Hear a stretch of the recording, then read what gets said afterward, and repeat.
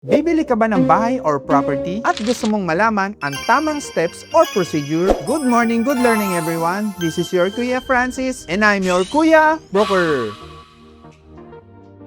Mga ka-property, here are the procedures sa pagbili ng bahay. Number 1, know your needs and location according to your budget. Mga ka-property, dapat po talaga fit sa ating budget ang gusto nating location. The more mas premium ang location, the more tumataas po ang prices. Para magka-idea po tayo sa number 2, let us check at mag-inquire po tayo ng mga properties sa internet ay ang mas mabilis na way mag-check ng mga properties for sale. Makikita din po natin kung ano ang mga ongoing prices sa gusto nating location. Mga ka-property, reminder lang po, latest post po at wag yung few years ago pa. Remember that every year, ang bilis tumaas ng value ng lot at construction materials. Kaya mabilis din po tumaas ang prices ng property. For properties in Quezon City, Mandaluyong City, Pasig City, and Rizal areas, you may check the latest properties for sale at Great Empire Realty Facebook page. Number 3, pag may napili na po tayong at least 3 properties, mag-set na po tayo ng tripping or house viewing. Mga ka-property, tandaan po natin, maghanap po tayo ng credible na mag-a-assist sa atin, a licensed broker, real brokerage firm, or a licensed real estate salesperson. Number 4, pag may nagustuhan na po tayong property or bahay, alamin po natin kung fit po sa ating terms. If ang term po natin ay full cash, wala po tayong magiging problem. If housing loan naman po tayo, let us check with the seller kung ano pong tinatanggap na financing. May mga sellers na bank financing lang po ang gusto at ayaw po sa Pag-ibig Home Loan at in-house financing. Para malaman po natin kung ma-approve po kayo sa home loan, please watch my previous video na isusulat ko po sa comment section. Number 5, pag fit po ang ating term sa buyer, before po tayo magbayad ng reservation fee, mag-due diligence po muna tayo. Kumuha po tayo ng certified true copy of title para ma-check po natin kung walang annotation ang title. Humingi din po tayo ng copy ng real property tax payment or ng amilyar. Number 6, i-clear po natin ang iba pang mga bayarin. Sa pagbili ng bahay, condo, lot, or iba pang mga property, bukod sa price, may iba pa po tayong other expenses. Usually, the capital gain tax is paid by the seller at ang iba pa mga title transfer at utility expenses ay care of kay buyer. Tulad po ng documentary stamp tax, registration fee, transfer tax, notarial fees, pagkuha po ng clearances, utilities, at iba pa pong mga miscellaneous expenses. Panoorin nyo po sa next video ko para i-breakdown ko po sa inyo ang other expenses. Lastly, pag okay na po ang lahat, contact your broker or salesperson for appointment kay seller. Paki-mention na din po ang mga terms nila para may prepare po ang mga contracts. Huwag po natin kalimutan itanong kung merong warranty at may punch listing. Then pag-meet po natin sa seller, tsaka na po tayo magbayad. Mga ka-property, panoorin nyo po ang